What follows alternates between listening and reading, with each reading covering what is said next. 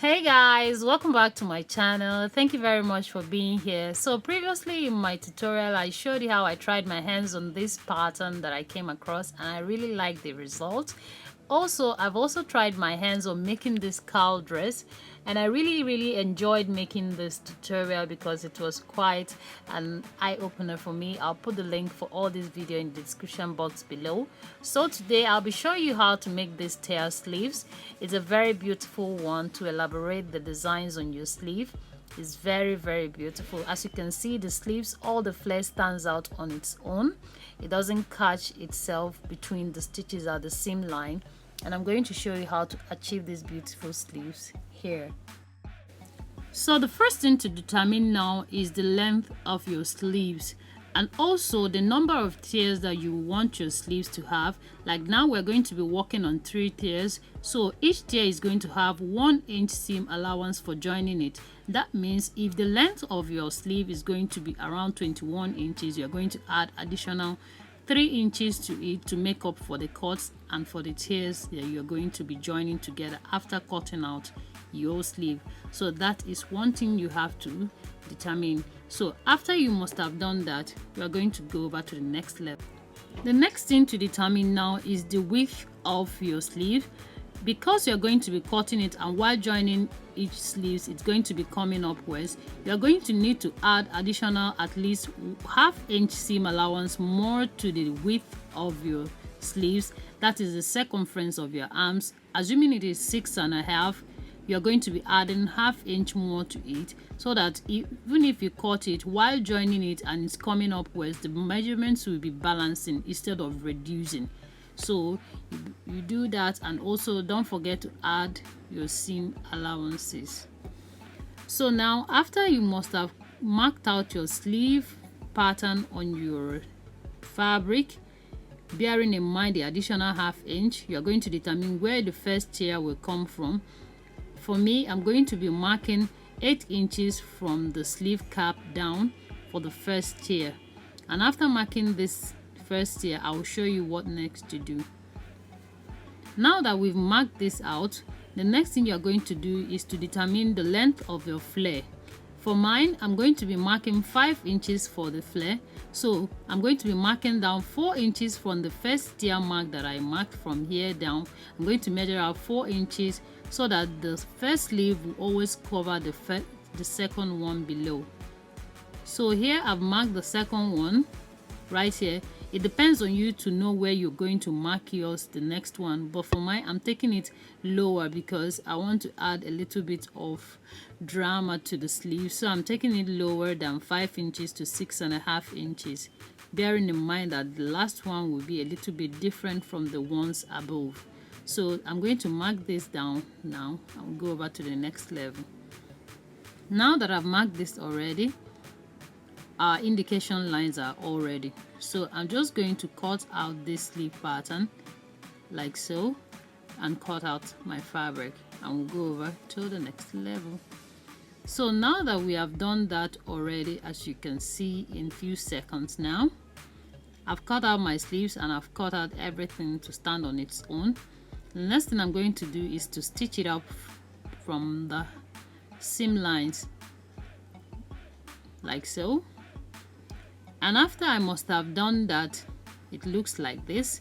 And to avoid confusion while sewing this, you're going to indicate at this point, you're going to put a notch on these areas to indicate which one goes for which, because as soon as you cut it, all of them starts to look alike. Then to cut out your flare, you're going to measure these areas right here where the tiers will sit. You're going to measure it out in order to determine the radius of the flare you're going to be cutting out while making your flare. Now we're going to go over with cutting out the flare. I'll do the first one with you and you do the rest alone. So here I'm going to cut out the flare for the tears, and the first thing you need to determine now is whether you want a full circle or a half flare, that's a circle, or a quarter of it. So it all depends on you, maybe the design you wish to achieve or the amount of fabric you have available with you. So for my tutorial here, I'm going to be working on a full flare. So I'm going to be folding my fabric in 4, like so. Then in few seconds I'm going to explain to you what a radius of a flare or a circle is. A radius of a flare simply means how many inches that you'll be taking out from the top part of your fabric, right from here down and from these angles, so that when you connect all to each other, whatever you get there will give you exactly the circumference you need to get, or the number of inches you wish to achieve. So for my radius of flare and where this flare will be sitting, I'm going to be calculating by it. And if you don't know how to get the radius of your flare yet, I'll be leaving a link on the description box below for you to examine or learn how to calculate the radius of your flare, because when you have a grasp of this, you won't be guessing, if I cut this flare with this number of inches, how many would I get or how many would I lose. So here you're going to be determining the length of your flare from this angle, and then you're going to place your tape at the tip of this area, and then from there, whatever you have right now there, you're going to take it round to mark the flare. For your tears, it's as simple as that. So you go ahead and mark yours.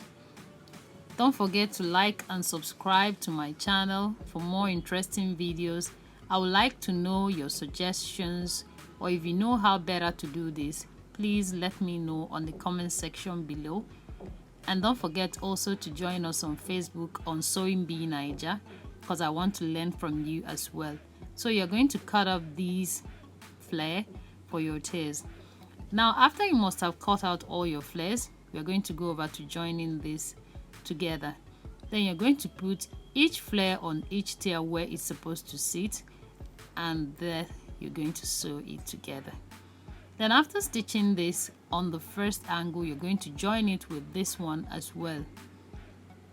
After joining this to this area, you need to top stitch on these angles to keep the seam allowances in and down, not to be showing off, because this is a lace fabric or a net fabric. If you are using an ordinary fabric, you just leave it and interlock it later. So after fixing all your tears, as you can see, I've done mine already, and as you can see, this last one is a little bit smaller than the other ones, so it looks a little bit dramatic. It depends on what you want to achieve. You can do yours like this, or you can equally mark a larger measurement or a smaller one.